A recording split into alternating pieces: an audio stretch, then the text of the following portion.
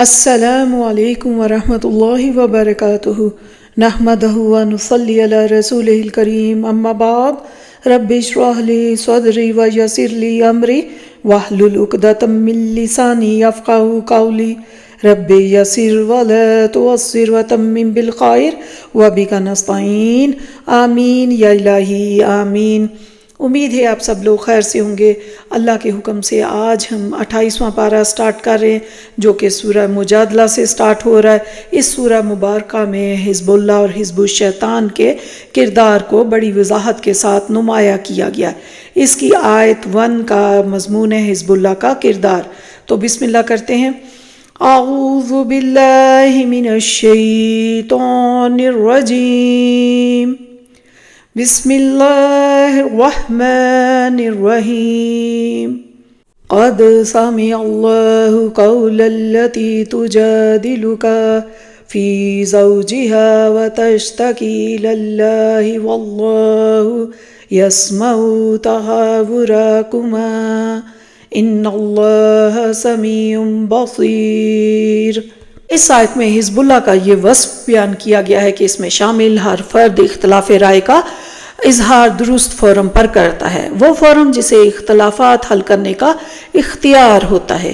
ایک خاتون حضرت خولہ بنت ثعلبہ کے شوہر حضرت اوس بن صامت نے ان سے زہار کر لیا۔ زہار کا مفہوم یہ ہے کہ قسم کھا کر کہا جائے کہ تم میرے لیے ماں کی طرح محترم ہو۔ دور جاہلیت میں زہار کرنے سے ایک شخص کی بیوی اس پر ہمیشہ کے لیے حرام ہو جاتی تھی۔ حضرت خولہ نے نبی صلی اللہ علیہ وسلم سے آ کر درخواست کی کہ میرے شوہر بوڑھے اور بچے ابھی چھوٹے ہیں، پورا خاندان مصیبت میں مبتلا ہو جائے گا، آپ اس مسئلے میں کوئی رعایت فرمائیں۔ آپ صلی اللہ علیہ وسلم نے فرمایا کہ ابھی شریعت میں اس مسئلے کے بارے میں ہدایت نہیں آئی، فی الحال اپنے شوہر سے علیحدگی اختیار کر لو۔ اس خاتون نے آپ صلی اللہ علیہ وسلم کے ادب و احترام کا پورا لحاظ کرتے ہوئے آپ سے بحث کی۔ حضرت عائشہ فرماتی ہیں کہ گفتگو کے دوران ان کی آواز اتنی دھیمی تھی کہ میں نہ سن سکی، لیکن اللہ نے ان کی فریاد سن لی۔ بے شک اللہ سب سننے والا اور سب دیکھنے والا ہے۔ اللہ نے اسی وقت آپ صلی اللہ علیہ وسلم پر وحی نازل فرمائی اور زہار کے حوالے سے شریعت کی ہدایات عطا فرمائی۔ آیات 2 سے 4 کا مضمون زہار کی حقیقت اور کفارہ۔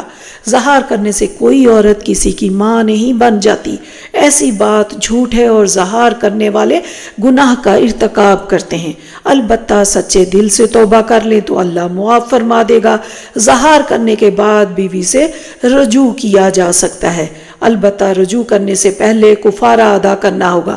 زہار کا کفارہ یہ ہے کہ ایک مسلمان غلام کو خرید کر آزاد کیا جائے۔ جو غلام کو آزاد کرنے کی مالی استطاعت نہیں رکھتا وہ 2 مہینے مسلسل روزے رکھے۔ جو 2 مہینے مسلسل روزے رکھنے کی طاقت نہیں رکھتا وہ 60 مساکین کو کھانا کھلائے۔ پھر آیات 5 سے 6 کا مضمون ہے ظاہری حزب الشیطان کا انجام۔ اللہ اور اس کے رسول صلی اللہ علیہ وسلم کی کھلم کھلا مخالفت کرنے والے دنیا میں رسوائی اور ناکامی سے دوچار ہوں گے۔ اس کے علاوہ روز قیامت ان کے لیے ذلت آمیز عذاب ہے۔ وہ جرائم کر کے بھول جاتے ہیں لیکن اللہ نے ان کا ایک ایک جرم محفوظ کر رکھا ہے، انہیں تمام جرائم کی بدترین سزا مل کر رہے گی۔ آیات 7 سے 8 کا مضمون مخفی حزب الشیطان کی گھٹیا حرکتیں۔ مخفی حزب الشیطان یعنی منافقین اپنے اختلافات کو با اختیار فورم پر بیان کرنے کے بجائے دیگر لوگوں میں بیان کرتے۔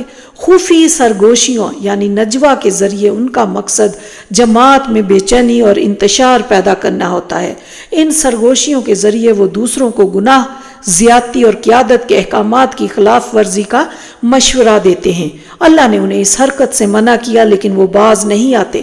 کیا وہ جانتے نہیں کہ اللہ ان کی ہر سرگوشی سے واقف ہے؟ ان کی خباثت کا یہ عالم ہے کہ نبی صلی اللہ علیہ وسلم کو السلام علیک، آپ پر سلامتی ہو کہنے کے بجائے السلام علیک، آپ پر تباہی آئے معاذ اللہ، کہنے کی گستاخی کرتے ہیں، جی ہی جی میں خوش ہوتے ہیں کہ ہمیں گستاخی کی سزا نہیں ملی، جو اس بات کی دلیل ہے کہ حضرت محمد سچے نبی نہیں، گویا اللہ کی طرف سے دی گئی مہلت کا وہ غلط نتیجہ نکال رہے ہیں۔ ایسے بدبختوں کے لیے جہنم میں بدترین عذاب ہے۔ اس کے بعد آیات 9 سے 10 کا مضمون ہے اچھے اور برے نجوا کا فرق۔ اگر تنہائی میں جا کر کسی کو نیکی اور اللہ کی نافرمانیوں سے بچنے کی تلقین کی جائے تو ایسا نجوا پسندیدہ ہے۔ اس کے برعکس اگر تنہائی میں کسی کو گناہ، زیادتی اور قیادت کی نافرمانی پر اکسایا جائے تو ایسا نجوا برا اور شیطان کا سکھایا ہوا ہے۔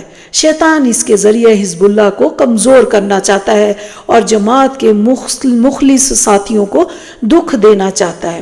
البتہ اصل نتائج اللہ کے ہاتھ میں، اللہ کے اذن کے بغیر کوئی کسی کو نقصان نہیں پہنچا سکتا۔ آیت 11 کا مضمون ہے حزب الشیطان کا اجتماعات میں طرز عمل۔ حزب الشیطان میں شامل افراد دینی اجتماع کے دوران ساتھ ساتھ بیٹھتے ہیں، اشاروں سے اور ایک دوسرے کو کوہنیاں مار کر اجتماعی کی کاروائی پر طنز کرتے ہیں، نازیبا کلمات دبے الفاظ میں ادا کر کے کاروائی کے اثرات کو زائل کرنا چاہتے ہیں۔ اجتماع ختم ہونے کے بعد بیٹھے رہتے ہیں تاکہ اگر کسی ساتھی پر اجتماعی کی کاروائی کا اثر ہوا ہے تو اسے زائل کر کے جائیں۔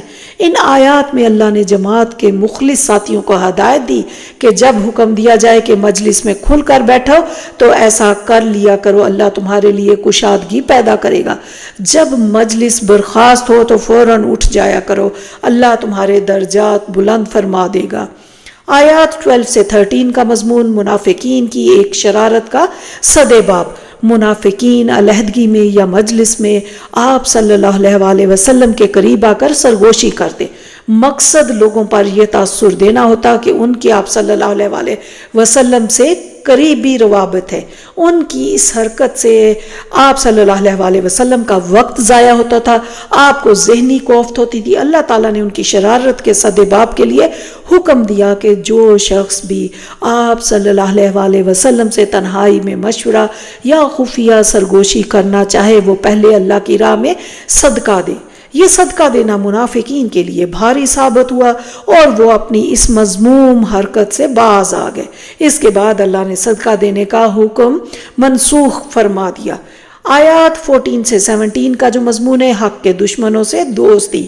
منافقین شامل تو مسلمان کی صفوں میں ہوتے ہیں لیکن حق کے مخالفین سے بھی دوستی رکھتے ہیں تاکہ برے وقت میں ان سے رعایت یا مسلمانوں سے بے وفائی کا انعام حاصل کر سکیں۔ البتہ یہ منافقین نہ اہل حق سے مخلص ہوتے ہیں نہ ہی دشمن حق سے۔ ان کی اولین ترجیح اپنے مال، جان اور اولاد کی حفاظت ہوتی ہے۔ جب ان سے باز پرس کی جاتی ہے کہ مخالفین حق سے کیوں دوستی رکھتے ہو تو قسم کھا کر کوئی عذر پیش کر دیتے ہیں، گویا قسم کو ڈھال بنا کر غلط کام کی سزا سے خود کو بچاتے ہیں۔ اللہ نے ان بدبختوں کے لیے سخت عذاب کی سزا طے کر دی ہے۔ روز قیامت ان کے مال، ان کی اولاد انہیں عذاب سے نہ بچا سکیں گے۔ پھر آیات 18 سے 19 کا مضمون شیطان نے منافقین کو گھیر لیا ہے۔ منافقین اس معنی میں حزب الشیطان ہے کہ شیطان نے پوری طرح سے انہیں گھیر لیا ہے، اس نے انہیں اللہ کی یاد، اس کی اطاعت سے غافل کر دیا ہے۔ وہ اپنی بے عملی کے لیے من گھڑت جواز پیش کرنے کے اس قدر عادی ہو چکے ہیں کہ روز قیامت بھی جھوٹے بہانے پیش کرنے کی روش جاری رکھیں گے۔ وہ اللہ کو دھوکہ دینے کی ناکام کوشش کریں گے اور آخرکار ہمیشہ ہمیشہ کے خسارے سے دوچار ہوں گے۔ آیات 20 سے 21 کا مضمون ہے اللہ اور اس کے رسول ہی غالب ہوں گے۔ ان آیات میں ایک بار پھر ظاہری حزب الشیطان کو وعید سنائی گئی ہے کہ وہ ذلیل ہو کر رہیں گے۔ اللہ نے طے فرما دیا کہ آخرکار غلبہ اللہ اور اس کے رسولوں کا ہوگا۔ آیت 22 کا مضمون حزب اللہ کا کردار۔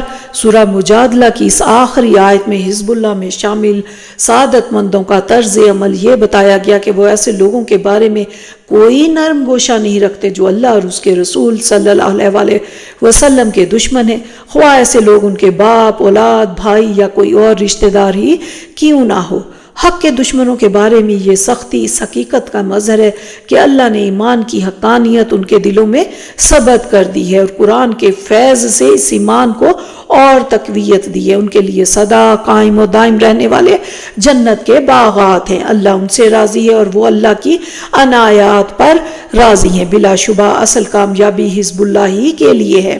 اس کے بعد سورہ حشر سٹارٹ ہوتی ہے۔ سورہ مبارکہ میں یہود اور منافقین کی ذلت اور رسوائی اور ذات حق یعنی اللہ اور اہل حق یعنی مومنین کی عظمت کو بیان کیا گیا ہے۔ اس کی آیات 1 سے 2 کا مضمون ہے غزوہ بنو نذیر میں یہود کی عبرتناک شکست۔ ان آیات میں اللہ تعالیٰ کی عظمت کے بیان کے بعد اس کے اس جلال اور رعب کا ذکر ہے جس نے بنو نذیر کے یہود کو خوف زدہ کر دیا۔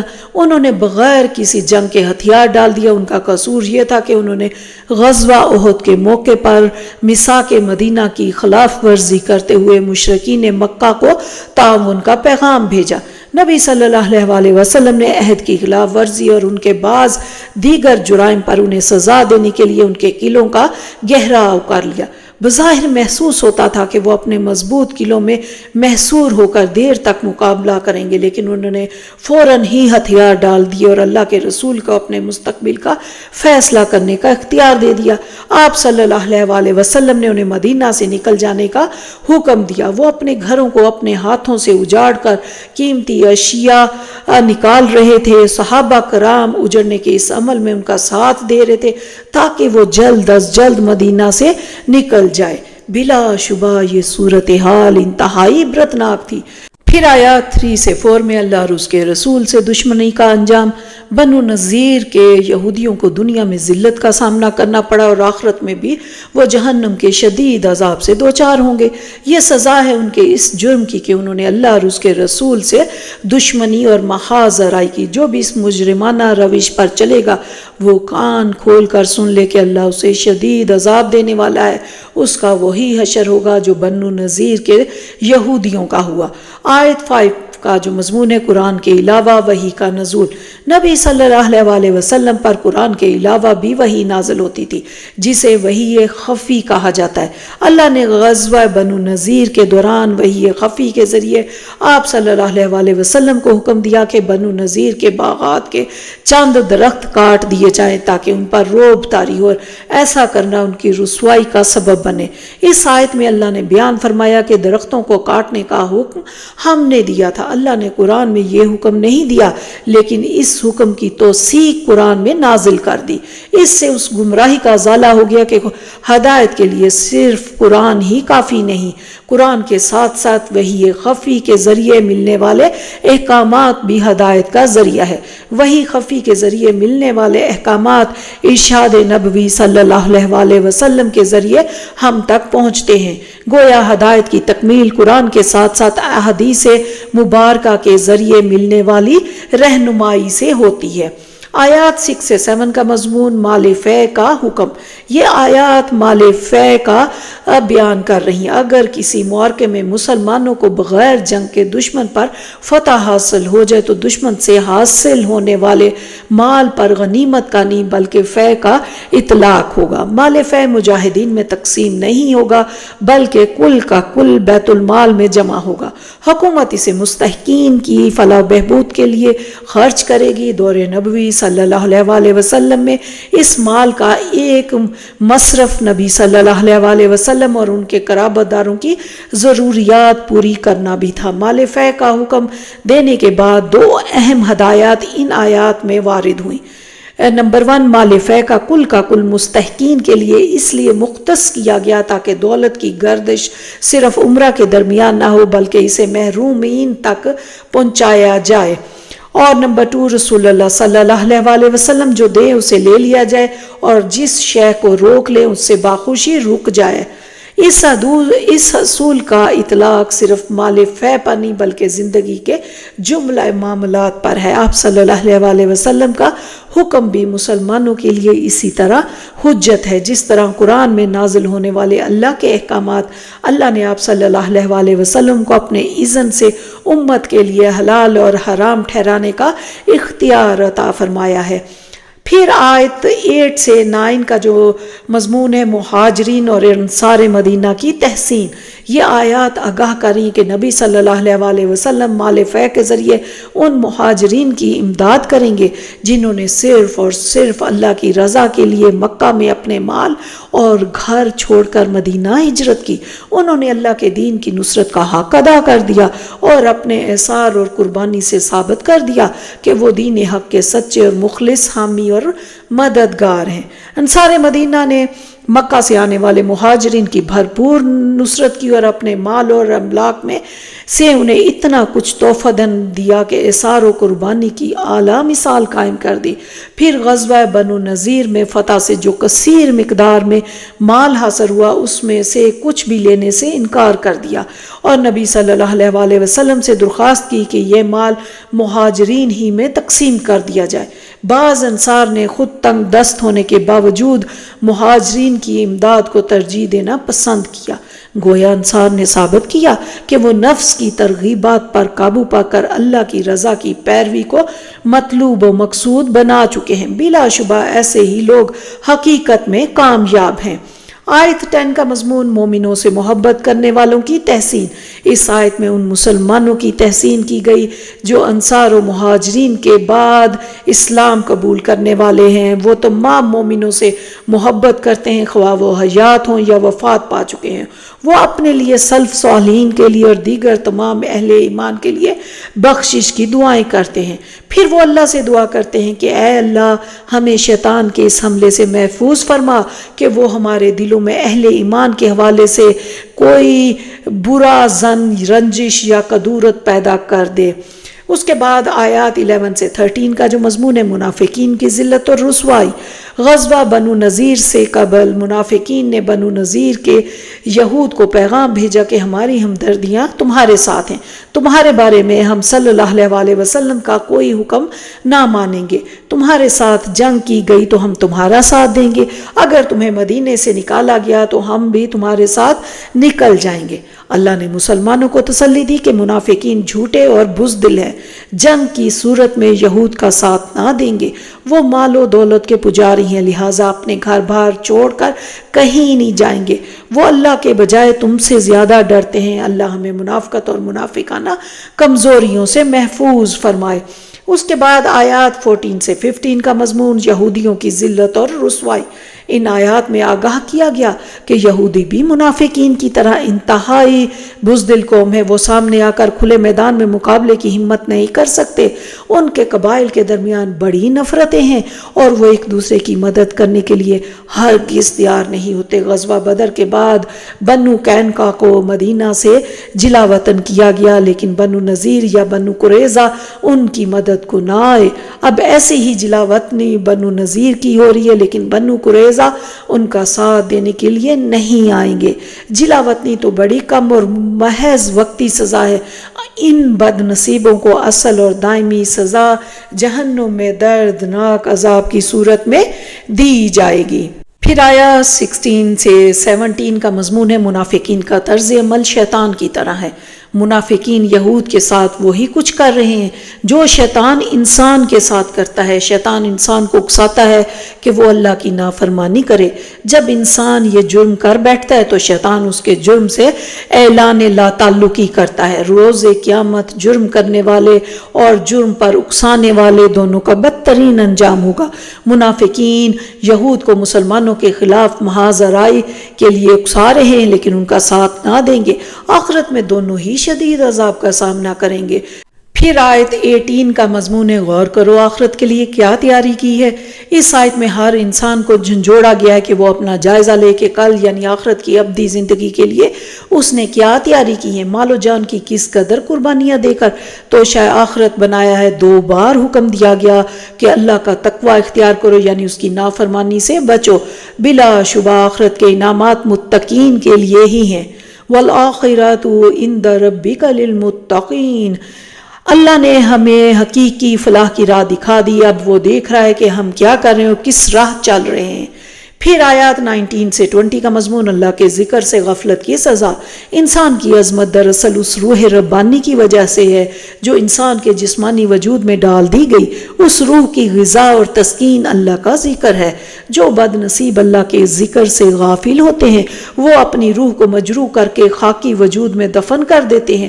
اب وہ انسان نہیں محض ایک حیوان بن جاتے ہیں، گویا اپنی اصل عظمت کھو کر انتہائی پستی میں چلے جاتے ہیں۔ اللہ کے ذکر سے غفلت انسان کو اپنی عظمت سے غافل کرتی ہے، دنیا میں محض ایک جانور بنا دیتی ہے اور آخرت میں جہنم والوں میں شامل کر دیتی ہے۔ پھر آیت 21 کا مضمون ہے عظمت و تاثیر کلام ربانی۔ اس آیت میں قرآن مجید کی عظمت بڑی اونچی شان کے ساتھ بیان ہوئی ہے۔ ارشاد ہوا ہے کہ اگر قرآن مجید کو کسی پہاڑ پر نازل کیا جاتا تو وہ پہاڑ نزول قرآن کا بار نہ اٹھا سکتا بلکہ جھک جاتا، پھر اللہ کے رعب اور دبدبے سے پھٹ کر ذرات کی صورت میں بکھر جاتا۔ گویا کلام ربانی کی وہی تاثیر ہے جو تجلی ذات ربانی کی ہے۔ یہ ہے وہ پرجلال مثال جو انسان پر کلام ربانی کی عظمت کا ایک نقش قائم کر رہی ہے۔ پھر آیات 22 سے 24 کا مضمون ہے عظمت اور جلال ذات باری تعالیٰ۔ ان آیات میں اللہ سبحانہ تعالیٰ کی عظمت اور جلال کی 15 شانیں بیان کی گئی ہیں۔ وہ ظاہر اور پوشیدہ کا جاننے والا ہے، اس کی رحمت میں جوش ہے، اس کی رحمت مسلسل ہے، وہی بادشاہ حقیقی ہے، انتہائی پاکیزہ ہستی ہے، دوسروں کو سلامتی دینے والا، سکون بخشنے والا ہے، حفاظت کرنے والا ہے، زبردست ہے، سرکشی کو قوت سے کچلنے والا ہے، ہر بڑائی کا حقدار ہے، ہر شے کا بنانے والا ہے، اشیاء کو ظاہر کرتا ہے، ہر شے کے وجود کو حسن عطا کرنے والا ہے، حکمت اور دانائی کا سرچشمہ ہے، کائنات کی ہر شے اپنے قول اور حال سے اللہ سبحانہ تعالیٰ کی تسبیح کر رہی ہے۔ پھر اس کے بعد سورہ ممتحنہ سٹارٹ ہوتی ہے۔ سورہ مبارکہ میں اہل ایمان کو تلقین کی گئی کہ وہ حق کے دشمنوں کے لیے کوئی نرم گوشہ نہ رکھیں بلکہ ان کے ساتھ شدید سختی اور انتہائی نفرت کا رویہ رکھیں۔ اس کی آیت 1 کا مضمون ہے اہل باطل سے ہمدردی حق کی راہ سے دور کر دے گی۔ یہ آیت ایک خاص واقعے کے پس منظر میں نازل ہوئی۔ سن 6 ہجری میں نبی صلی اللہ علیہ وسلم نے مشرکین مکہ سے صلح حدیبیہ کی۔ سن 8 ہجری میں مشرکین نے صلح کی خلاف ورزی کرتے ہوئے اسے توڑ دیا۔ نبی صلی اللہ علیہ وسلم نے مشرکین کے اس جرم کا بدلہ لینے کے لیے ان پر حملے کا منصوبہ بنایا۔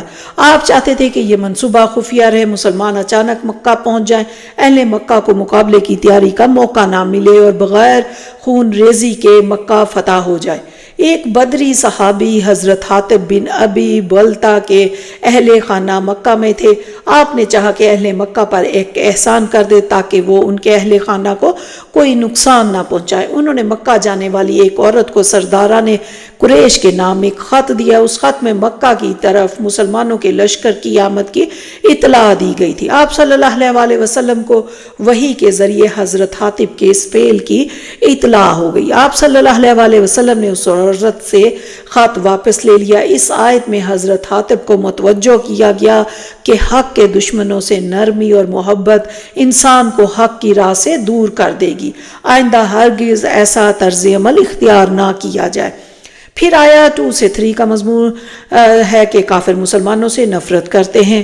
ان آیت میں اللہ نے آگاہ کیا کہ کافر مسلمانوں کے بدترین دشمن ہیں، انہیں جب بھی موقع ملتا ہے اپنے ہاتھوں اور زبان سے مسلمانوں کو نقصان پہنچاتے ہیں۔ ان کی انتہائی کوشش ہوتی ہے کہ مسلمانوں کو دوبارہ کافر بنا دے۔ ایسے کافر خواہ خونی رشتہ دار ہی کیوں نہ ہو، ان سے ہرگز کوئی ہمدردی یا محبت نہ رکھی جائے۔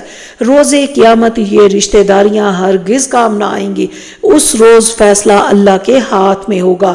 خیر اسی میں ہے کہ اللہ کی ہدایات کے مطابق طرز عمل کو اختیار کیا جائے۔ پھر آیات 4 سے 6 کا مضمون ہے اہل باطل سے بغض و عداوت۔ حضرت ابراہیم اور ان کے ساتھ اہل ایمان نے حق کے ساتھ وفاداری کی اعلیٰ ترین مثال قائم کرتے ہوئے اپنے رشتہ داروں اور قوم سے صاف صاف کہا کہ ہمارے اور تمہارے درمیان ایک مستقل بغض اور عداوت پیدا ہو چکا ہے۔ ہم تم سے اس وقت تک کے لیے اعلان بیزاری کرتے ہیں جب تک تم اللہ پر خالص توحید کے ساتھ ایمان نہیں لاتے۔ مومنوں کی اس روش کو اللہ نے رہتی دنیا تک مسلمانوں کے لیے لائق اتباع حسوا قرار دیا۔ اہل باطل سے اعلان علیحدگی کے ساتھ ساتھ اس پسندیدہ روش کا دوسرا پہلو سب سے کٹ کر اللہ کے ساتھ جڑنا تھا۔ پھر آیت 7 کا مضمون اہل مکہ کے حوالے سے بشارت۔ اس آیت میں بشارت دی گئی کہ ان قریب اہل مکہ کی ایک بڑی تعداد کفر و شرک کی روش ترک کر کے اسلام قبول کر لے گی۔ اب ان کے ساتھ دشمنی کا سلسلہ ختم ہو جائے گا اور باہم محبت اور دوستی کی فضا قائم ہوگی۔ قرآن حکیم کی یہ بشارت سچ ثابت ہوئی اور فتح مکہ کے موقع پر اہل مکہ کی غالب اکثریت نے اسلام قبول کر لیا۔ آیت 8 کا جو مضمون ہے بے ضرر کافروں کے ساتھ رویہ۔ ایسے کافر جو اسلام یا مسلمانوں کے خلاف کسی سازش یا مہم میں شریک نہ ہوں، ان سے حسن سلوک اور برابری کی بنیاد پر تعلقات برقرار رکھے جا سکتے ہیں۔ البتہ دلی دوستی صرف اور صرف مسلمانوں سے رکھی جا سکتی ہے، یعنی ان سے جو تمام انبیاء بالخصوص آخری نبی حضرت محمد صلی اللہ علیہ وسلم پر صدق دل سے ایمان رکھتے ہیں۔ آیت 9 سے 11 میں ہے کہ دشمنی کن کافروں سے کرنی ہے اور مشرکین کے ساتھ نکاح کی ممانعت۔ اللہ کا حکم ہے کہ ایسے عناصر سے ہرگز نہ دوستی کی جائے جو اسلام یا مسلمانوں کے خلاف سازشوں اور مہمات میں شریک ہوتے ہیں۔ اگر کوئی مسلمان ایسے حق کے دشمنوں سے دوستی کرے گا تو وہ اللہ کی عدالت میں ظالم کے طور پر پیش کیا جائے گا۔ مسلمانوں اور مشرکین کے درمیان نکاح کا معاملہ جائز نہیں۔ ان آیات میں حکم دیا گیا کہ اگر کسی مشرک شخص کی بیوی مسلمان ہو کر مکہ سے مدینہ آ جائے تو اسے مکہ نہیں لوٹایا جائے گا۔ مسلمان ہونے کے بعد اس کا مشرک شوہر سے نکاح ٹوٹ گیا، البتہ مشرک شوہر کو اس کا ادا کردہ مہر واپس کرنا ہوگا۔ اسی طرح اگر کسی مسلمان کی بیوی مشرکہ ہے تو وہ اسے آزاد کر دے، اس عورت کے رشتہ داروں سے ادا کردہ مہر طلب کرے۔ اگر وہ واپس نہ کریں تو ایسے نو مسلم خاتون کے مہر سے اتنی ہی رقم منہا کر کے متاثرہ فریق کو دی جائے جس کے مشرک شوہر کو اس خاتون کا مہر واپس کرنا ہے۔ البتہ زیادتی نہ کی جائے کیونکہ اللہ کو زیادتی کرنے والے ناپسند ہے۔ پھر آیت 12 کا جو مضمون ہے خواتین کی بیعت۔ نبی صلی اللہ علیہ وسلم نے مرد اور خواتین دونوں سے بیعت لی تاکہ امت کے لیے جماعت سازی کے حوالے سے ایک مسنون اساس فراہم کی جا سکے۔ خواتین سے بیعت لیتے ہوئے آپ صلی اللہ علیہ وسلم ان سے عہد لیتے تھے کہ وہ شرک، چوری اور زنا نہیں کریں گی، اپنی اولادوں کو قتل نہیں کریں گی، کسی پر بدکاری کی تہمت نہ لگائیں گی، کسی بھی معروف معاملے میں آپ صلی اللہ علیہ وسلم کی نافرمانی نہ کریں گی۔ آپ صلی اللہ علیہ وسلم خواتین سے بیعت لینے کے بعد ان کے حق میں دعا استغفار کرتے تاکہ اگر بیعت کے حوالے سے کوئی کوتاہی ہو جائے تو اللہ اس سے درگزر فرما دے۔ پھر آیت 13 کا مضمون ہے ان سے دوستی نہ کرو جو اللہ کو ناراض کرتے ہیں۔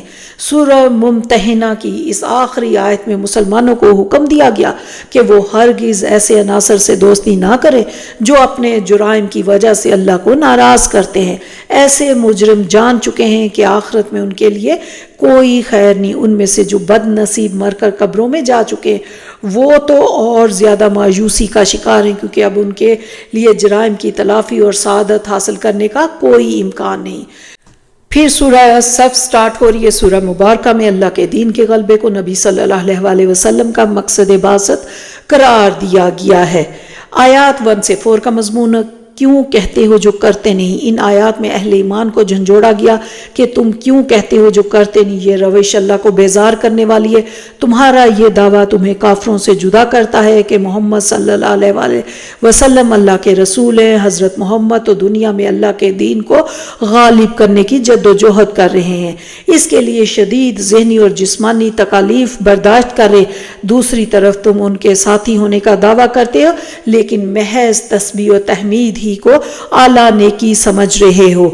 تسبیح و تحمید تو کائنات کا ہر ذرہ کر رہا ہے۔ مسلمانوں سے تو اللہ کو یہ مطلوب ہے کہ وہ اللہ کے دین کے غلبے کے لیے سب کچھ لگا دے، یہاں تک کہ اپنی جان کو بھی اللہ کی راہ میں لگانے کے لیے نکل کھڑے ہوں۔ پھر آیات 5 سے 8 کا مضمون غلبہ دین کی جدوجہد کی ذمہ داری مسلمانوں سے قبل بنی اسرائیل پر عائد کی گئی تھی۔ انہوں نے اس جدوجہد سے گریز کیا، پھر اللہ نے انہیں نشان عبرت بنا دیا۔ جب حضرت موسیٰ نے ان سے اللہ کی راہ میں جنگ کے لیے نکلنے کا مطالبہ کیا تو انہوں نے یہ کہہ کر حضرت موسیٰ کو اذیت پہنچائی کہ آپ اور آپ کا رب جا کر جنگ کریں، ہم تو ساتھ نہیں دیں گے۔ پھر جب حضرت عیسیٰ نے انہیں حق قبول کرنے اور اس کا ساتھ دینے کا حکم دیا تو ان کے پیش کردہ معجزات کو جادو قرار دے کر ان کی تکذیب کی۔ اب جب نبی صلی اللہ علیہ وسلم انہیں اسلام کی طرف دعوت دے رہے تھے تو کہنے لگے ما انزل اللہ علی بشر من شیء، اللہ نے آج تک کسی انسان پر کوئی کتاب نازل نہیں کی۔ دعوت اسلام کو نہ صرف جھوٹ بول کر جھٹلاتے رہیں بلکہ سازشوں کے ذریعے غلبہ دین کی راہ میں رکاوٹیں کھڑی کر رہے ہیں۔ اللہ ان کے ناپاک عزائم خاک میں ملا دے گا۔ پھر آیت 9 کا جو مضمون ہے غلبہ دین حق، نبی صلی اللہ علیہ وسلم تمام جہانوں کے لیے رحمت بن کر آئے ہیں۔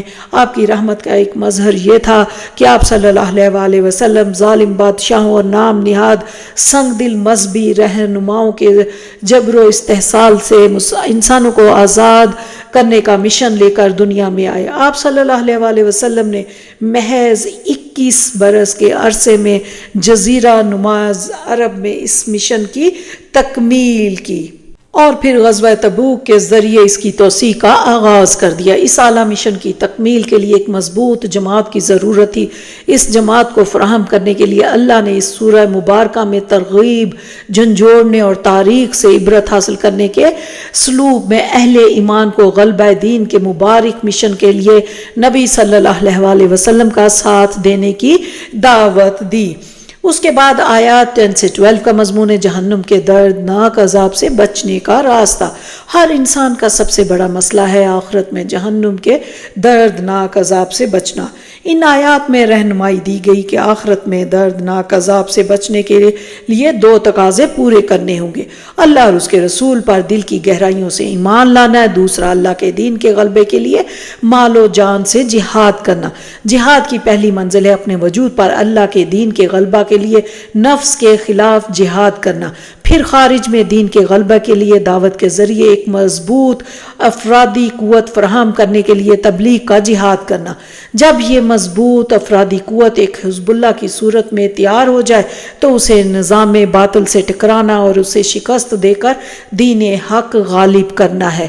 اللہ کا وعدہ ہے جو لوگ یہ 2 تقاضے پورے کریں گے ان کی تمام خطائیں معاف کر دی جائیں گی، انہیں روز قیامت جنت کے رہنے والے باغات میں پاکیزہ محل عطا کیے جائیں گے۔ بلا شبہ اصل کامیابی جنت کا ہی حصول ہے۔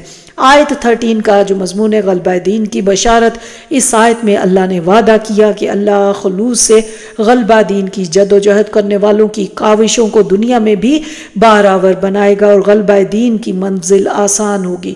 دور نبوی صلی اللہ علیہ وسلم میں یہ بشارت سن 8 ہجری میں پوری ہوئی اور دین حق غالب ہو گیا۔ اس کے بعد آیت 14 کا جو مضمون غلبہ دین کے لیے کوشش کرنے والوں کا اعزاز، جو سعادت مند اللہ کے دین کے لیے کوشش کرتے ہیں اللہ انہیں اپنا مددگار قرار دیتا ہے۔ بلا شبہ یہ بہت بڑا اعزاز ہے۔ جن ساتھیوں نے حضرت عیسیٰ کی پکار پر لبیک کہا، اللہ نے ان کا ذکر بڑے تحسین آمیز اسلوب میں قیامت تک کے لیے قرآن میں محفوظ فرما دیا۔ اللہ نے انہیں حضرت عیسیٰ کے دشمنوں کے مقابلے میں اپنی نصرت خاص سے نوازا۔ اس کے بعد سورہ جمعہ سٹارٹ ہوتی ہے۔ سورہ مبارکہ کے پہلے رکوع میں اجتماعی جمعہ کی یہ حکمت بیان کی گئی کہ لوگوں کو قرآن حکیم کے ذریعے آخرت کی تیاری کے لیے اپنی ذمہ داریاں ادا کرنے کی یاد دہانی کرائی جائے۔ دوسرے رکوع میں اجتماعی جمعہ سے متعلق احکامات بیان کیے گئے ہیں۔ اس کی آیات 1 سے 4 کا مضمون ہے غلبہ دین کی جد و جہد کے لیے افرادی قوت کی تیاری بذریعہ قرآن۔ ان آیات میں اللہ کی 4 شانیں اور انہی کی مطابقت سے نبی صلی اللہ علیہ وسلم کے 4 وظائف بیان کیے گئے ہیں۔ اللہ بادشاہ حقیقی ہے، نبی صلی اللہ علیہ وسلم اس کے فرمانوں کو آیات کی صورت میں لوگوں کو سناتے ہیں۔ اللہ پاکیزہ ہستی اور آپ صلی اللہ علیہ وسلم قرآن کے ذریعے لوگوں کا تزکیہ کر رہے ہیں۔ اللہ زبردست ہے اور آپ صلی اللہ علیہ وسلم اس کے احکامات لوگوں تک پہنچا رہے ہیں۔ اللہ حکمت والا ہے اور آپ صلی اللہ علیہ وسلم لوگوں کو اللہ کے عطا کردہ دین کی حکمت سکھاتے ہیں۔ نبی صلی اللہ علیہ وسلم نے یہ چاروں کام قرآن کے ذریعے ادا کیے۔ تلاوت آیات سے لوگوں کو متوجہ کیا، جو متوجہ ہوئے ان کے دلوں میں قرآن اتار کر ان کا تزکیہ کیا۔ اب جب ان میں اللہ کی محبت اور فکر آخرت پیدا ہوئی تو انہیں اللہ کے احکامات سکھائے، بعد ازاں احکامات کی حکمت سکھا کر انہیں دین کے لیے ہر قربانی دینے کی خاطر ثابت قدم کر دیا۔ اس طریقہ کار سے وہ حزب اللہ تیار ہوئی جس نے آپ صلی اللہ علیہ وسلم کا ساتھ دے کر محض 21 برس کے عرصہ میں دین حق کو غالب کر دیا۔ پھر آیت 5 کا جو مضمون ہے یہودیوں کا توریت کے حقوق ادا کرنے سے گریز۔ اللہ نے یہود کو توریت عطا فرمائی اور ان پر لازم کیا کہ وہ توریت پر عمل کریں اور اس کے احکامات کے نفاذ اور تبلیغ کی ذمہ داریاں ادا کریں۔ یہود نے دنیا داری کو ترجیح دی اور توریت کے حوالے سے ذمہ داریوں کو پسے پشت ڈال دیا۔ اللہ کے نزدیک ان کی مثال اس گدھے کی سی ہے جس پر کتابوں کا بوجھ لدا ہوا ہو۔ بلا شبہ اللہ کی کتاب کے حقوق ادا نہ کرنے والے ظالم ہیں اور ان کی مثال گدھے سے بھی بدتر ہے۔ پھر آیات 6 سے 8 کا جو مضمون ہے بگڑی ہوئی امت کی خوشکن خواہشات۔ جو امت اللہ کی کتاب کے حوالے سے اپنی ذمہ داریاں ادا نہ کرے وہ آخرت میں اپنے اس جرم کی سزا سے بچنے کے لیے خوشکن خواہشات کا سہارا لیتی ہے۔ یہودی دعوے دار تھے کہ ہم اللہ کے لاڈلے اور محبوب ہیں، اللہ ہمیں ہرگز عذاب نہ دے گا۔ ان آیات میں انہیں گریبان میں جھانکنے کی دعوت دی گئی۔ کہا گیا کہ اگر اللہ کے اتنے ہی چہیتے ہو تو دنیا میں طویل زندگی کے خواہش مند کیوں ہو؟ موت کی آرزو کرو تاکہ جلد اپنے محبوب حقیقی سے جا ملو۔ آگاہ کیا گیا کہ یہودی موت کی آرزو کبھی نہیں کریں گے۔ وہ اندر سے جانتے ہیں کہ انہیں موت کے وقت اور بعد میں اپنے جرائم کی سزا کا سامنا کرنا ہوگا۔ وہ یہ جان لیں کہ موت سے کتنا ہی دور رہنا چاہیں، وہ اپنے وقت پر آ کر رہے گی۔ پھر وہ اللہ کی عدالت میں پیش ہوں گے جو ان کے ظاہری اور پوشیدہ اعمال سے واقف ہے۔ پھر لازماً انہیں اپنے اعمال کی جواب دہی کرنا ہوگی اور اپنے کیے کا خمیازہ بھگتنا ہوگا۔ پھر آیات 9 سے 10 کا جو مضمون ہے جمعہ کی پہلی اذان کے بعد کاروبار کرنے کی ممانعت۔ ان آیات میں حکم دیا گیا کہ جمعے کے دن جب اجتماع جمعہ کے لیے اذان دی جائے تو ہر قسم کا کاروبار روک دو اور تیزی کے ساتھ خطبہ جمعہ سننے کے لیے مسجد کی طرف روانہ ہو جاؤ۔ جید علماء کا فتویٰ ہے کہ جمعہ کے روز پہلی اذان سے لے کر نماز جمعہ کے اختتام تک کاروبار کرنا حرام ہے، البتہ نماز جمعہ کے بعد کاروبار کرنے کی اجازت ہے۔ پھر آیت 11 کا جو مضمون ہے اللہ کے انعامات تجارت اور کھیل تماشے سے بہتر ہیں۔ ابتدا میں عیدین کی طرح نماز جمعہ پہلے ادا کی جاتی تھی اور خطبہ بعد میں دیا جاتا تھا۔ ایک موقع پر کچھ لوگ نماز ادا کر کے فارغ ہوئے تو عین اس وقت تجارتی قافلے کی مدینہ میں آمد کا اعلان ہوا۔ انہوں نے سوچا کہ نماز تو پڑھ لی، اب خطبہ سننا فرض نہیں، لہٰذا وہ تجارتی قافلے کی طرف چلے گئے۔ اللہ نے اس پر متوجہ فرمایا کہ خطبہ جمعہ کی اہمیت بھی وہی ہے جو نماز کی ہے۔ پورے آداب کے ساتھ خطبہ سننے کے جو انعامات عطا ہوں گے وہ تجارت اور دنیا کے کھیل تماشوں سے بہتر ہیں۔ اس کے بعد سورہ منافقون سٹارٹ ہو رہی ہے۔ اس سورہ مبارکہ میں مرض نفاق کی حقیقت، اس کا سبب، حفاظتی تدبیر اور مدارج ہلاکت خیزی اور علاج کو واضح کیا گیا ہے۔ آیات 1 سے 5 کا جو مضمون ہے مرض نفاق کی حقیقت۔ ان آیات میں مرض نفاق کی حقیقت دنیا کی محبت قرار دی گئی ہے۔ اس محبت کی وجہ سے انسان جان اور مال کے تحفظ کو اولین ترجیح دیتا ہے، دنیا کے تقاضوں کو ایک بوجھ سمجھتا ہے، جان کی محبت میں بزدل ہو جاتا ہے، دین کے لیے اللہ کی راہ میں نکلنے اور قربانی دینے سے گریز کرتا ہے، مال کی محبت میں بخیل بن جاتا ہے، اللہ کی راہ میں مال خرچ کرنے پر آمادہ نہیں ہوتا۔ اس نفاق کے 4 درجے بتائے گئے: اپنی کوتاہیوں کا جواز پیش کرنے کے لیے جھوٹ بولنا، جھوٹ میں وزن پیدا کرنے کے لیے جھوٹی قسمیں کھانا، دوسروں کو مال و جان کی قربانی دینے سے روکنا، دین کے لیے قربانیاں دینے والوں سے دشمنی کرنا۔ منافقین کو سب سے زیادہ دشمنی اور نفرت نبی صلی اللہ علیہ وسلم سے تھی۔ وہ محسوس کرتے تھے کہ آپ کی تعلیمات پر لبیک نہ کہنے کی وجہ سے ہماری بزدلی اور دنیا داری بے نقاب ہوئی ہے۔ پھر آیت 6 کا مضمون ہے مرض نفاق کی ہلاکت خیزی۔ مرض نفاق کی ہلاکت خیزی یہ ہے کہ اللہ منافقین کے حق میں کسی کی شفاعت اور دعا قبول نہ کرے گا، یہاں تک کہ اگر نبی صلی اللہ علیہ وسلم بھی ان کے لیے دعا استغفار کریں تب بھی منافقین کی بخشش نہیں کی جائے گی۔ آیات 7 سے 8 کا جو مضمون ہے مرض نفاق کی شدت۔ مرض نفاق کی شدت یہ ہے کہ حق کا آگے بڑھ کر ساتھ دینے والوں سے شدید دشمنی اور نفرت پیدا ہو جائے۔ منافقین کی اسی خباثت کا ذکر ان آیات میں ہے۔ پس منظر میں ایک واقعہ ہے، غزوہ بنو مستلق سے واپسی پر ایک انصاری اور مہاجر کا آپس میں جھگڑا ہو گیا۔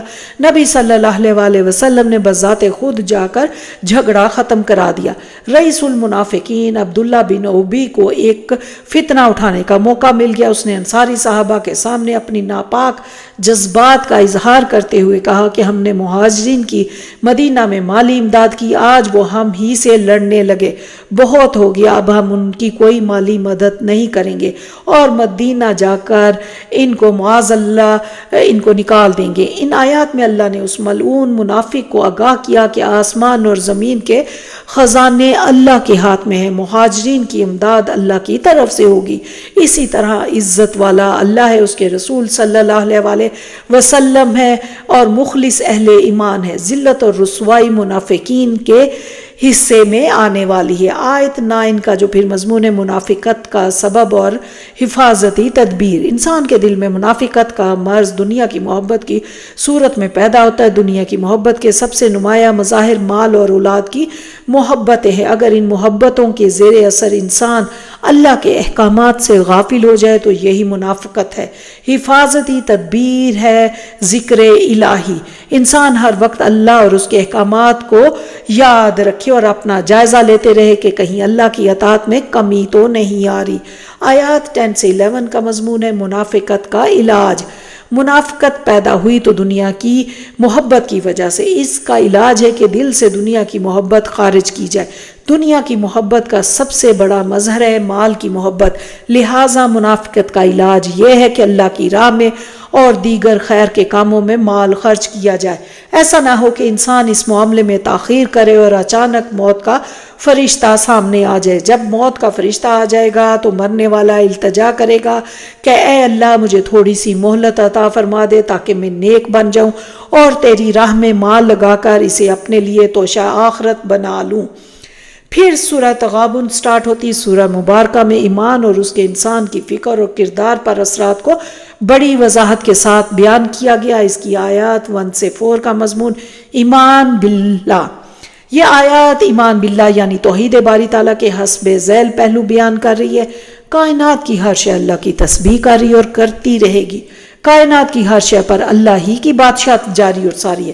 کائنات میں ہر طرف اللہ تعالیٰ کی حمد و ثنا جاری ہے۔ اللہ تعالیٰ جو چاہے سو کر سکتا ہے۔ تمام انسانوں کا خالق اللہ ہے، خواہ وہ مسلمان ہو یا کافر۔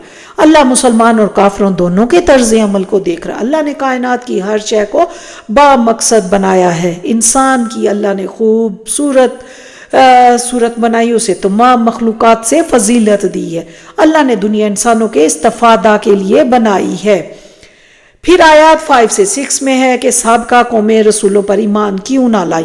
ان آیات میں سابقہ قوموں کی داستانوں کی طرف اشارہ جن پر دنیا میں عذاب آئے، آخرت میں ان پر بڑا عذاب ان پر آنے والا ہے۔ ان کے پاس ان کے رسول واضح تعلیمات کے ساتھ آئے تھے۔ انہوں نے اعتراض کیا کہ رسول انسان ہے اور ایک انسان کیسے اللہ کی طرف سے مامور ہو کر ہمیں ہدایت دے سکتا ہے۔ انہوں نے رسولوں کی دعوت سے رخ پھیر لیا تو اللہ نے بھی ان کی طرف سے اپنی رحمت کا رخ موڑ دیا اور انہوں نے حق کو جھٹلانے کی عبرتناک سزا دی۔ آیت 7 کا مضمون ہے قیامت ضرور آئے گی۔ اس آیت میں نبی صلی اللہ علیہ وآلہ وسلم کو حکم دیا گیا کہ اپنے رب کی قسم کھا کر اعلان کر دیں کہ تمام انسانوں کو ضرور روز قیامت زندہ کیا جائے گا۔ ان میں سے ہر ایک کو بتا دیا جائے گا کہ اس نے دنیا میں کیا کچھ کیا۔ کافروں کے لیے نبی صلی اللہ علیہ وآلہ وسلم کا قسم کھا کر ایک حقیقت بیان کرنا حجت تھا، کیونکہ وہ آپ صلی اللہ علیہ وآلہ وسلم کو صادق تسلیم کرتے تھے۔ ایک سچے انسان کا قسم کھا کر کوئی حقیقت بیان کرنا دلیل خطابی کہلاتا ہے۔ پھر آیات 8 سے 10 کا مضمون ہار اور جیت کا اصل دن۔ ان آیات میں تمام انسانوں کو دعوت دی گئی کہ وہ اللہ اور اس کے رسول اور نور ہدایت یعنی قرآن حکیم پر ایمان لائے۔ اس حقیقت کو ہمیشہ پیش نظر رکھیں کہ دنیا کی کامیابی بھی عارضی ہے اور یہاں کی ناکامی بھی وقتی۔ ہار اور جیت، نقصان اور نفع کا اصل دن روز قیامت ہے۔ ایمان لا کر اچھے عمل کرنے والے اس روز کامیاب ہوں گے اور ہمیشہ ہمیشہ کی جنت میں داخل کیے جائیں گے۔ اس کے برعکس ایمان نہ لانے والے اس روز ناکام قرار پائیں گے اور ابدی جہنم کی سزا کا سامنا کریں گے۔ آیات 11 سے 13 کا مضمون ایمان کے فکر و عمل پر اثرات۔ جس خوش نصیب انسان کا دل نور ایمان سے منور ہو جائے گا، اس کے فکر اور طرز عمل میں ایمان کے حسب ذیل اثرات ظاہر ہونے شروع ہو جائیں گے۔ اس پر جو حالات بھی وارد ہوں وہ انہیں اللہ کی طرف سے سمجھتا ہے۔ کامیابی پر اترانا نہیں، ناکامی پر واویلا اور فریاد نہیں، اللہ کے ہر فیصلے پر راضی رہتا ہے۔ ان کے وجود سے صادر ہونے والے اعمال اللہ اور اس کے رسول صلی اللہ علیہ وآلہ وسلم کی اطاعت کے سانچے میں ڈھلے ہوئے ہوتے ہیں۔ ان کا بھروسہ اپنی تدبیر اور محنت پر نہیں بلکہ اللہ کی قدرت اور رحمت پر ہوتا ہے۔ آیات 14 سے 15 کا مضمون بندہ مومن کا رشتہ داروں اور مال سے تعلق۔ بندہ مومن جانتا ہے کہ بیوی اور اولاد کی محبت اس کے لیے مزین کر دی گئی، وہ بڑی نزاکت کی حامل ہے۔ یہ محبت اگر حد سے بڑھ جائے تو اللہ کی نافرمانی تک لے جاتی ہے، لہٰذا وہ بیوی اور اولاد کے تعلق سے انتہائی محتاط ہوتا ہے، خود کو اللہ کی نافرمانی سے بچاتا ہے اور ایک خوشگوار ماحول پیدا کر کے بیوی اور اولاد کو بھی اللہ کے راستے کی طرف لانے کی کوشش کرتا ہے۔ وہ مال اور اولاد کو سرمایہ نہیں بلکہ ایک ایسی امانت سمجھتا ہے جس کے بارے میں اسے اللہ کے ہاں جواب دہی کرنی ہے۔ ان کی خاطر ایسا کام نہیں کرتا جو اللہ کو ناراض کر دے۔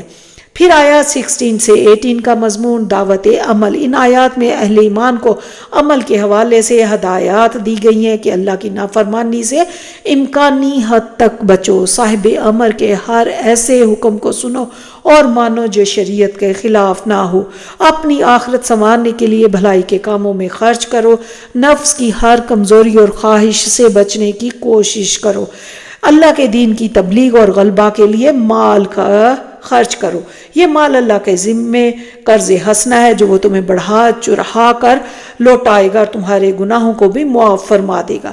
اس کے بعد سورہ طلاق سٹارٹ ہوتی ہے۔ اس سورہ مبارکہ میں طلاق کے حوالے سے کئی ہدایات کا بیان ہے۔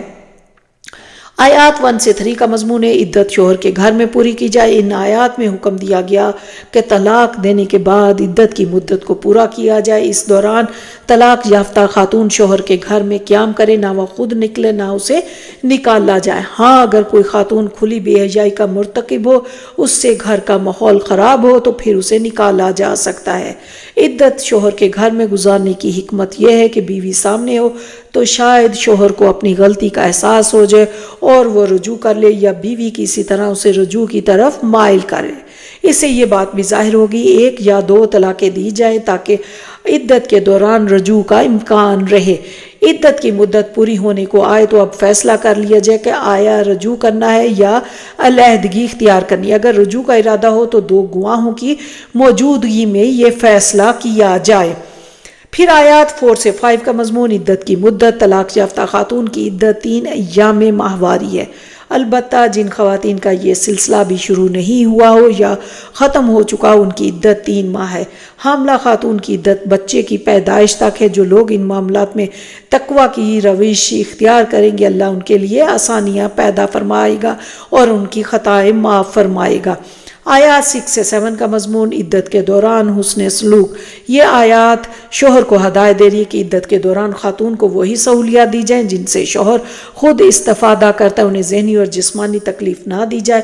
حاملہ ہو تو بچے کی پیدائش تک ان کی تقویت کے لیے خصوصی خرچ کیا جائے۔ اگر وہ بچے کو دودھ پلانے پر راضی ہو تو انہیں مناسب معاوضہ دیا جائے۔ اگر خاتون بچے کو دودھ پلانے پر راضی نہ ہو یا اس حوالے سے کوئی اور مشکل ہو تو باہم مشاورت سے کسی اور خاتون کی خدمات لی جا سکتی ہیں۔ اخراجات کے حوالے سے شوہر پر پابندی اپنی مالی حیثیت کے مطابق ہے۔ آیات 8 سے 10 میں ہے نافرمانوں کا برا انجام۔ ماضی میں جن قوموں نے اللہ کے احکامات کی نافرمانی کی، اللہ نے ان کی شدید پکڑ کی، آخرت میں بھی انہیں بدترین عذاب دیا جائے گا۔ عقل مندی کا تقاضا ہے کہ ہر معاملے میں اللہ کی نافرمانی سے بچا جائے، خاص طور پر نکاح اور طلاق اور خاندانی معاملات میں اللہ کی اطاعت کا خاص خیال رکھا جائے۔ پھر آیت 11 میں ہے کیا صرف قرآن ہدایت کے لیے کافی ہے؟ یہ آیت واضح کر رہی کہ ہدایت قرآن کی واضح آیات اور رسول اللہ صلی اللہ علیہ وآلہ وسلم کی عملی مثال کا مجموعہ ہے۔ ہم قرآن کی ہدایت کو سمجھنے کے لیے رسول اللہ کے ارشادات اور سنت کے محتاج ہیں۔ اللہ کے رسول صلی اللہ علیہ وآلہ وسلم نے قرآن کی واضح آیات کے ذریعے اہل ایمان کا تزکیہ کیا اور انہیں گمراہی کے اندھیروں سے نکال کر ہدایت کے نور تک پہنچا دیا۔ آیت 12 کا مضمون قرآن میں 7 زمینوں کا ذکر۔ اس آیت میں آگاہ کیا گیا اللہ نے جس طرح 7 آسمان بنائے اسی طرح 7 زمینیں بھی تخلیق فرمائی۔ ان سب کے لیے اللہ نے ایک ضابطہ بنایا، وہ ان سب کے لیے معاملات کی تدبیر فرماتا ہے، ان معاملات کے بارے میں فیصلے نازل فرماتا ہے۔ ان حقائق سے رہنمائی حاصل ہوتی ہے کہ اللہ بے مثال قدرت اور اختیار رکھتا ہے، اس کا علم لامحدود اور وسعتوں تک پھیلا ہوا ہے۔ پھر سورہ تحریم سٹارٹ ہوتی۔ سورہ مبارکہ میں خاندانی زندگی کے حوالے سے شوہر بیوی اور سربراہ خاندان کو ہدایات دی گئی۔ آیات 1 سے 2 میں شوہر کے لیے ہدایات۔ اس آیات میں دور نبوی کے ایک واقعہ بیان کیا گیا۔ آپ صلی اللہ علیہ وآلہ وسلم نے بعض ازواج مطہرات کی دلجوئی کے لیے ایک خاص قسم کے شہد کو استعمال نہ کرنے کی قسم کھا لی۔ اللہ نے آپ صلی اللہ علیہ وآلہ وسلم کو متوجہ فرمایا کیوں ازواج کو خوش کرنے کے لیے اللہ کی حلال کردہ ایک نعمت کو اپنے اوپر حرام کر رہے ہو؟ ایسا نہ ہو کہ آپ کی محبت میں امت بھی اس حلال نعمت کا استعمال ترک کر دے۔ آپ صلی اللہ علیہ وآلہ وسلم کو اپنی قسم توڑ دینی چاہیے۔ قسم توڑنے کا کفارہ سورہ مائدہ آیت 89 میں بیان کیا جا چکا ہے۔ اس واقعے سے شوہر کے لیے خاص رہنمائی فراہم ہوتی۔ وہ رہنمائی یہ کہ اللہ نے مرد کے لیے عورت کی محبت کو مزین فرما دیا۔ ممکن اس محبت سے مزین ہو کر کوئی شوہر اپنی بیوی کو خوش کرنے کے لیے شریعت کے احکامات کا پاس نہ کرے۔ اللہ نے ان آیات کے ذریعے ہدایت دی کہ اللہ کے احکامات کو ترجیح دی اور کوئی محبت اس ترجیح کو تبدیل نہ کرنے پائے۔ آیات 3 سے 4 کا مضمون بیوی کے لیے ہدایات۔ نبی صلی اللہ علیہ وآلہ وسلم نے اپنی ایک زوجہ کو کوئی راز کی بات بتائی، انہوں نے وہ راز ایک دوسری زوجہ کو بتا دیا۔ اللہ نے وحی کے ذریعے آپ صلی اللہ علیہ وآلہ وسلم کو آگاہ کر دیا، آپ کا راز افشا کر دیا گیا۔ آپ صلی اللہ علیہ وآلہ وسلم نے اپنی زوجہ سے جب اس کا شکوہ کیا تو انہوں نے ناگواری کا اظہار کیا، پھر ان زوجہ نے بھی ناراضگی ظاہر کی جنہیں پہلی زوجہ نے راز کی بات بتائی تھی۔ غالباً انہیں شکایت تھی کہ راز کی بات مجھے براہ راست نبی صلی اللہ علیہ وآلہ وسلم نے کیوں نہ بتائی۔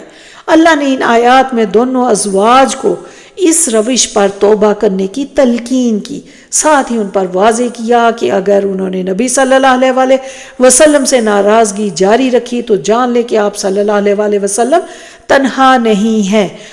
آپ صلی اللہ علیہ وآلہ وسلم کا مددگار اللہ ہے، پھر تمام فرشتے اور صحابہ کرام بھی آپ کے ساتھی ہیں۔ دونوں ازواج نے اپنی غلطی کا اعتراف کیا، توبہ کر کے اپنے رویے کی آئندہ کے لیے اصلاح کر لی۔ آیت 5 کا مضمون ہے ازواج مطہرات کی تحسین۔ ان آیت میں وہ اوصاف بیان کیے گئے جن کی حامل خاتون اس لائق ہے کہ وہ نبی صلی اللہ علیہ وآلہ وسلم کی زوجہ کا شرف حاصل کریں۔ اللہ کے ہر حکم کے سامنے سر جھکا دینا ہے، صدق کے دل سے تعلیمات اسلام پر ایمان لانا ہے، اللہ کے سامنے ہر درجہ عاجزی اختیار کرنا، اللہ سے مسلسل لو لگانا، اپنی کوتاہیوں پر توبہ کرتے رہنا، ذوق و شوق کے ساتھ اللہ کی بندگی کرنا، دنیا کی آسائشات اور سہولیات سے رغبت نہ رکھنا۔ ازواج مطہرات کی عظمت کا ثبوت ہے کہ وہ ان تمام صفات سے آراستہ اور مزین تھی۔ اگر ایسا نہ ہوتا تو وہ نبی صلی اللہ علیہ وسلم کی زوجہ رہنے کے اعزاز سے محروم ہو جاتی۔ آیات 6 سے 7 کا مضمون، بچاؤ اپنے آپ کو، گھر والوں کو آگ سے۔ سربراہ خاندان کی ذمہ داری ہے کہ جہاں وہ اپنے خاندان کی مادی ضروریات پوری کرنے کا اہتمام کرے، وہیں ان کی اخلاقی اور روحانی تربیت کر کے انہیں جہنم کی آگ سے بچانے کی بھی کوشش کرے۔ پھر آیت 8 کا مضمون ہے، اللہ کی بارگاہ میں توبہ کرو، سچی توبہ۔ اس آیت میں اہل ایمان کو تلقین کی گئی کہ وہ اللہ کی بارگاہ میں گناہوں سے توبہ کریں، بالکل خالص توبہ۔ خالص توبہ کی شرط یہ ہے گناہوں سے سچی ندامت ہو، عہد کیا جائے آئندہ گناہوں کا ارتکاب نہیں کیا جائے گا، گناہوں کو چھوڑ کر توبہ کی سچائی کا ثبوت دیا جائے۔ اگر کسی بندے کا حق مارا ہے تو لوٹا دیا جائے یا اسے معاف کرا لیا جائے۔ اپنی جان کو اللہ کی اطاعت اور بندگی میں ایسے کھپا دیا جائے جیسے اس نے گناہوں میں ملوث ہو کر خوب لذت حاصل کی تھی۔ جو لوگ خالص توبہ کریں گے اللہ ان کے گناہ معاف فرما دے گا۔ پل صراط کے تاریک مرحلے میں انہیں وہ نور حاصل ہوگا جس کی مدد سے وہ جہنم سے بچ کر جنت میں چلے جائیں گے۔ پھر اللہ انہیں جنت کی لازوال نعمتوں سے سرفراز فرمائے گا۔ پھر آیت 9 کا مضمون اہل باطل کے ساتھ سختی کرنے کی تلقین۔ نبی صلی اللہ علیہ وسلم کے مزاج میں حد درجہ نرمی تھی۔ وہ کافر اور خاص طور پر منافقین اس نرمی کا ناجائز فائدہ اٹھاتے تھے۔ آپ پر طنز کرتے ہو، آپ صلی اللہ علیہ وسلم کے صبر و تحمل سے اور زیادہ جری ہوتے، مال و جان کی قربانی دینے سے گریز کے لیے جھوٹے بہانے بناتے۔ آپ صلی اللہ علیہ وسلم جب ان کے بہانے قبول کر لیتے تو وہ خود کو بڑا عقل مند اور آپ صلی اللہ علیہ وسلم کو معاذ اللہ فہم و فراست سے عاری قرار دیتے۔ اللہ نے حکم دیا نبی صلی اللہ علیہ وسلم ان بدبختوں کے خلاف جہاد کیجیے، ان کے ساتھ سخت رویہ اختیار کیجیے۔ یہاں جہاد سے مراد ان کی سازشوں کو ناکام بنانا اور ان کی پیدا کردہ گمراہیوں کا جواب دے کر حق کو واضح کرنا ہے۔ پھر آیات 10 سے 12 کا مضمون خواتین کا علیحدہ تشخص۔ دنیا میں خاندان کا نظام خوشگوار ماحول میں قائم رکھنے کے لیے بیوی کو شوہر کے تابع کیا گیا، البتہ روز قیامت بیوی شوہر کے تابع نہ ہوگی، وہ زیادہ خیر کے کام کر کے شوہر سے آگے نکل سکتی ہے۔ گویا اخلاقی لحاظ سے عورت کا علیحدہ تشخص ہے، وہ اس کے اعتبار سے قیامت کے روز اپنے عمل کا بدلہ پائے گی۔ اس حقیقت واضح کے لیے 3 مثالیں دی گئی۔ بعض عورتیں بدعمالیوں کی وجہ سے جہنم میں جائیں گی، ان کے شوہر جنت میں جائیں گے، مثلا حضرت نوح، حضرت لوط جنتی جبکہ ان دونوں کی بیویاں جہنمی۔ کچھ خواتین اپنی نیکیوں کی بدولت جنت میں جائیں گی لیکن ان کے شوہر جہنم میں ہوں گے۔ مثال کے طور پر فرعون جہنم میں ہوگا اور اس کی بیوی حضرت آسیہ جنت میں ہوں گی۔ خاتون اور اس کا سرپرست دونوں جنت میں ہوں گے جیسے حضرت مریم اور ان کے سرپرست حضرت زکریا۔ ایسی صورت کے بیوی اور شوہر دونوں اپنے اپنے نیک اعمال کے نتیجے میں جنتی ہوں گے۔ حضرت محمد صلی اللہ علیہ وسلم اور ازواج مطہرات اس کی مثال ہیں۔ اس کے ساتھ ہی یہاں پر 28واں پارہ مکمل ہوتا ہے۔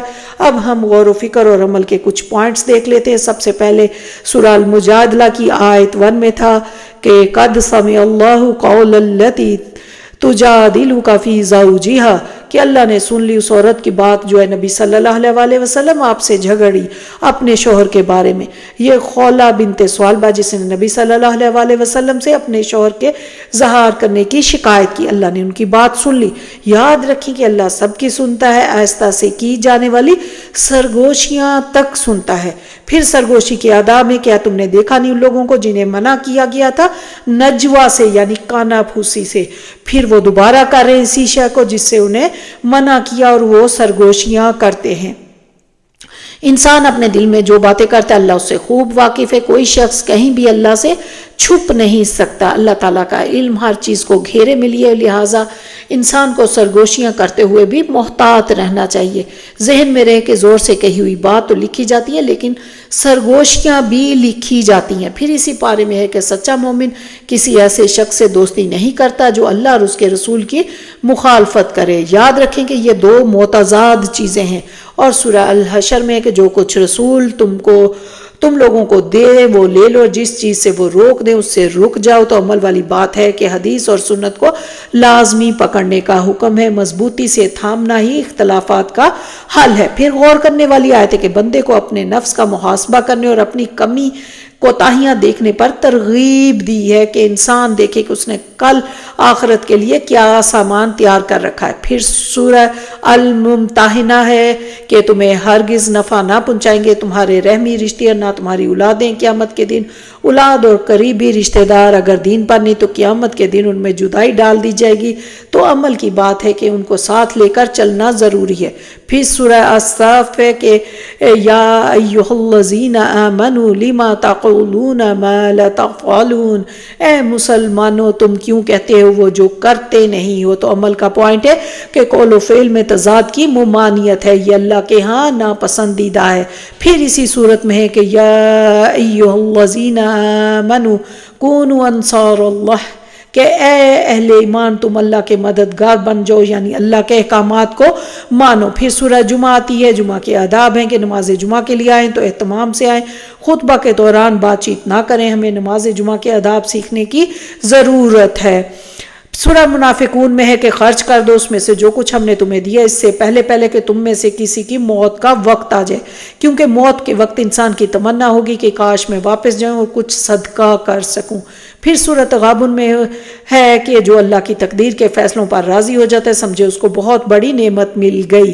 پھر سورہ طلاق آتی، اس میں کہا گیا کہ تقوی اختیار کرو، یعنی اللہ سے ڈرتے رہو، اور تقوی کے فوائد ہیں کہ تقوی والے کو اللہ وہاں سے رزق دے گا جہاں سے اسے گمان بھی نہ ہوگا۔ جو کوئی اللہ کا تقوی اختیار کرتا ہے وہ اس کے کاموں میں آسانی پیدا کر دیتا ہے، جو اللہ کا تقوی اختیار کرے گا وہ اس کی برائیوں کو اس سے دور فرما دے گا۔ پھر ہے کہ اے اہل ایمان اللہ کے حضور خالص سچی توبہ کرو، خالص توبہ امید ہے تمہارا رب تم سے تمہاری برائیوں کو دور کر دے گا، تو توبہ النصوح برائیوں کو مٹانے اور جنت میں داخلے کا ذریعہ بن سکتی۔ آخر میں رب تعالیٰ سے دعا ہے کہ ہم سب کو قرآن پڑھنے، سمجھنے اور عمل کی توفیق دے۔ ربنا تقبل منا انك انت السميع العليم وتب علينا انك انت التواب الرحيم۔ السلام علیکم ورحمۃ اللہ وبرکاتہ۔